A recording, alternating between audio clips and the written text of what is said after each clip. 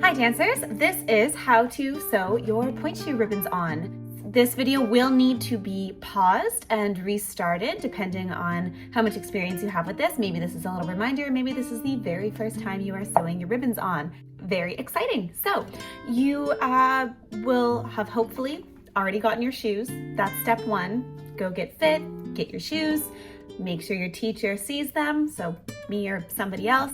And once that's done, you can sew your ribbons on. So you are going to need to collect a few supplies close to you. You're going to need your pointe shoes, a pair of scissors, thread, and a needle. I know certain ballet stores like Brio will sell little pointe shoe kits to you. That's fine to buy if that's what you want. I've always just used a regular needle and sewing thread. If you have that at home, I like the smaller thread. I find that if you do a double stitch, it holds a little bit better. But the larger needle and larger thread is better for hands that are newer to sewing. So it's really up to you. So needle and thread, of course, your ribbon and elastics. I don't have new ribbons and elastics. I just have like what our final product is going to look like. But basically you're going to have a little package of ribbon, and it's all like rolled up in itself, I'm sure. So you want your little package of ribbon that you have, and you also want your elastics. Okay, a couple different kinds, but you'll have your little spoolie of elastic as well. We're going to start with the ribbon. So make sure you have everything, and then you're set to go. Optional adds are a lighter that we're going to need to burn the edges so the edges don't fray. Use parental supervision whenever dealing with fire. We just need those basic supplies. Once you have them, come on back. Fantastic. Step one, take out that big bundle of ribbon. So again, as I said, it's probably going to appear like in a little bundle like this. Undo the bundle and unspool the whole thing. Unspool the whole ribbon, okay? So you're going to have one long length of ribbon in front of you. With that long length of ribbon, pretend it's not attached to the shoe, you fold it in half. Fully fold the whole long ribbon in half, okay? So it's going to have one end, so it's like this. You have your long ribbon, it's much longer than this. You fold it in half.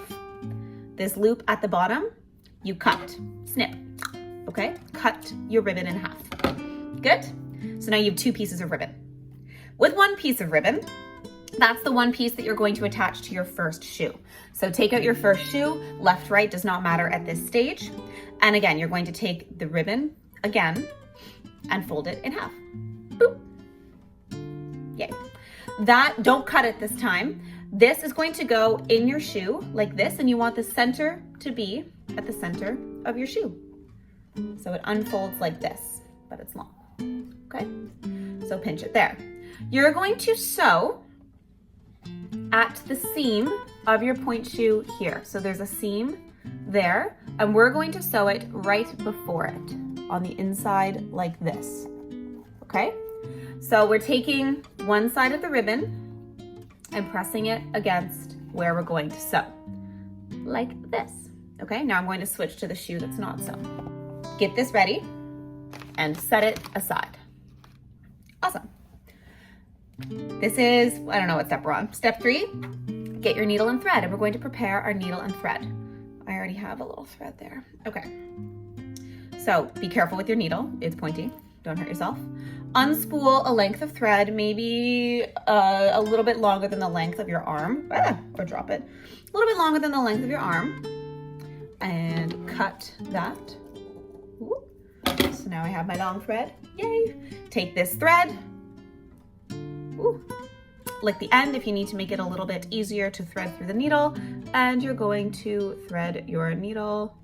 Is she gonna do this efficiently? Oh, look at that, there she goes. Thread your needle, pull it through. Pull it all the way so the ends are even like this, even ends. Okay, this is going to be different if you have the stitch kit or if you have a thin thread like mine.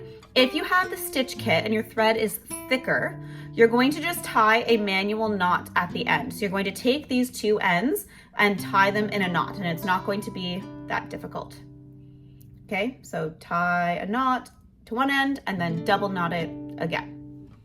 Okay, do that. If you have thin thread like mine, there's a little trick that my mom taught me. Pull the ends together, pinch it between your index finger and your thumb, and then wrap the thread 3 times around your index finger, like this. You're going to roll it off of your finger without it getting caught on your nail. Roll it off of your finger. Okay, we're here. And then pinch the little knot and pull.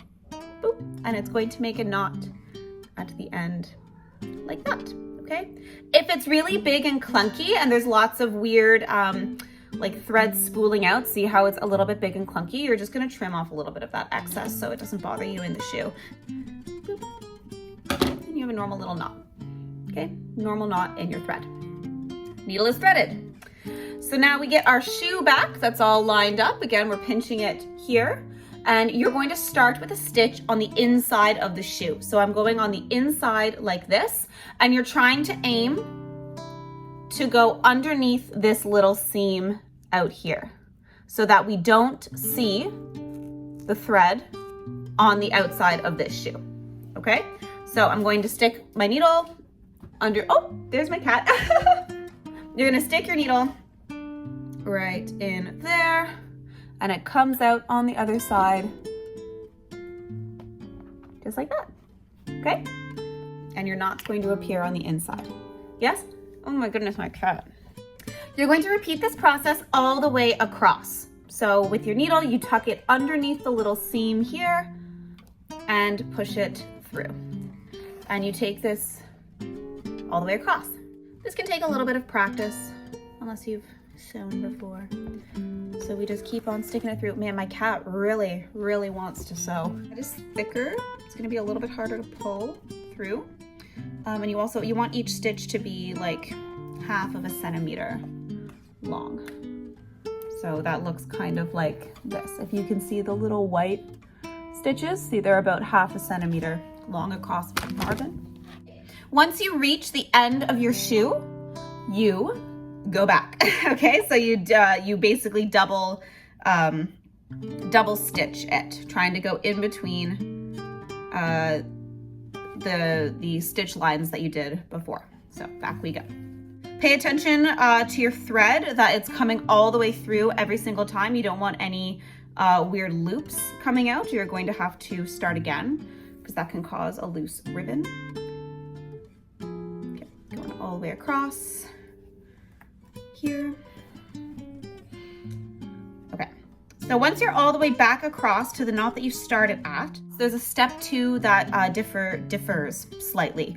If you're using the loose thread, or the skinny thread, I mean, like I am, I'm going to go back across a 3rd time. If you're using the thicker stitch kit, you're actually going to take it down and make a square, because that thicker thread sometimes comes loose a little easier. For that step, if you have the thicker thread, hold on, you need to separate, don't do that. You need to separate the satin part of the shoe from the fabric part of the shoe on the inside. So you pinch it and pull it apart like this. And you're going to only do your stitches on the fabric part of the shoe, going down and making a little square. So this part is probably the most difficult, which is why I don't like using that other thread. So see, I'm doing a stitch down through the ribbon, but I'm not going through, where am I? To the other side. So there's no visible thing. There, do this on mine. You make a box going down, across, and up. And that's it, okay? Once you get to the end, whatever the end is, so here, I'm just gonna go back up. Okay, so I've just done my last stitch doing my other section across. Now you need to tie a knot. So to tie a knot, hold on to the needle and hook the thread. Your shoe should be on a surface to make it a little bit easier.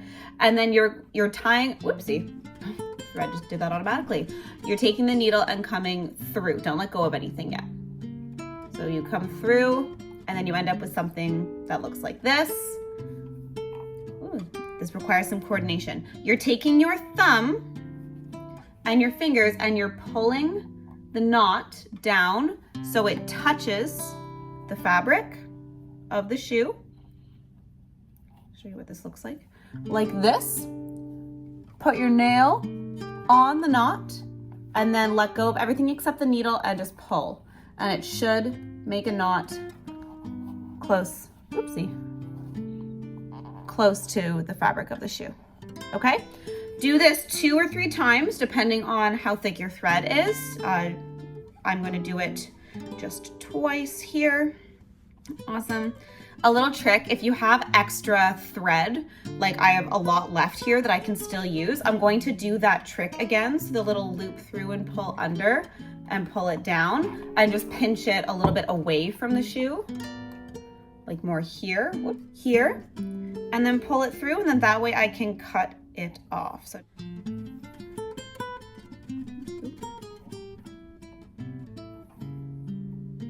you can see I have a little knot there. You see the knot?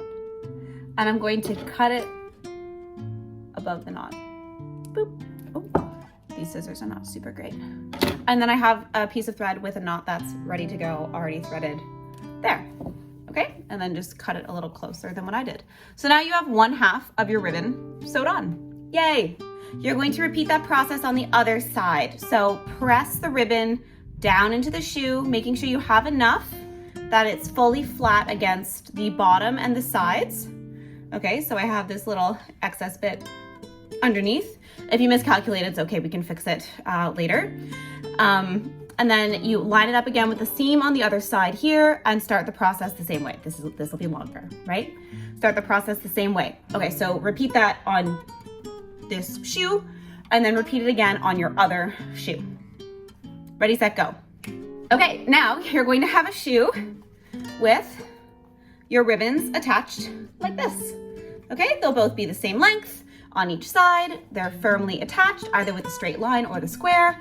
And now it is time for the elastic. So the elastic goes across the back of the shoe and it loops around like this. And this part you do have to measure on your own foot.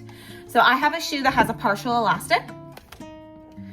With the elastics, you can do the same trick where you have your full length of elastic, fold it in half, cut it in half, or you can measure from the beginning. I find I can actually get 3 shoes out of 1 package of elastic, not just 2, if you do it a little more economically. I do have to change the angle here to show you on my foot how this is gonna work.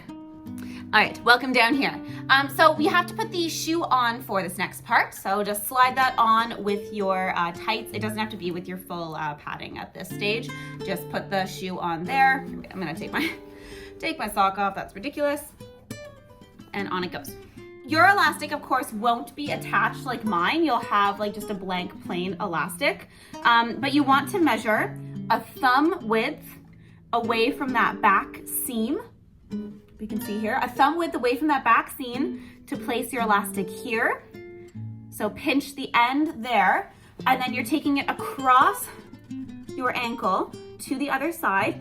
You want it to be snug enough that it does a little snap, but not so snug that it's going to cause like excessive redness on the bottom there. And you pull it around to the same place on the other side. So a thumb width away from that back seam and down. Okay, and then you'll know where to cut the elastic, leaving yourself about 1 centimeter on each end that you'll have to sew. So, you know, centimeter, oh hey Queenie, 1 centimeter on each end. And then you cut your elastic there and then repeat the process for the other shoe. Okay, so now you should have your elastics cut. Bring it back to your shoe here. I've already done one side, we're going to ignore that. Remember where you lined it up, a thumb width away from the back seam. That's where you're going to put the very edge of the elastic. So the rest of it actually lines up closer to that center seam here. Yes? Your shoe should look something like this. To sew it, we follow the exact same process. So get your thread back. At this point, you're probably going to have to rethread your needle, like get more thread there. And we sew it on the exact same way. The only difference with the elastic is that it is quite a bit thicker. And I find it frays a lot easier as well. Like you can see on this elastic, it's like already kind of a mess. So it does take a little bit more effort to pull. And it's easier for it to get a little messed up at the bottom. So we leave a little bit, we go underneath the seam there, and we start to sew it on like this. Okay, so I'm gonna take my stitches all the way across, and so are you. So I've taken it across once, and then I'm going to, again, go back and forth 2 more times. You might even want to do a 4th time depending on the size of your stitches and your confidence with your sewing there. There isn't really a danger of doing it too much, I think. Like with the stitches being flush with the seam, it's not going to cause you discomfort. I think it's just a matter of time commitment. If you want it to be a slower or a fast process. Right, so I'm just finishing up my 3rd time across, and again, I'm going to do the tying the knot trick with this. Oh, I didn't mention this before, but you don't need to put your ribbons and elastics on an angle.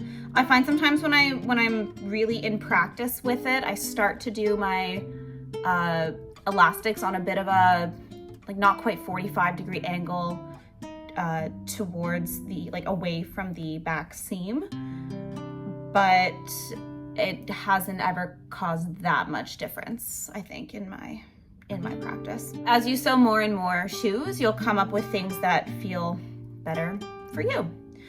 Okay, so I'm doing my loop around to make the knot and pulling it tight across the ribbon. It's gonna be lots more in the way now with this step, lots more ribbons to avoid and elastics to go over. That way, doing a couple of knots. Boop, boop, boop, boop. I don't need my thread anymore, so I'm just cutting it. Boom, and then you should have a shoe that looks kind of like this. You got your elastic, you got your ribbons.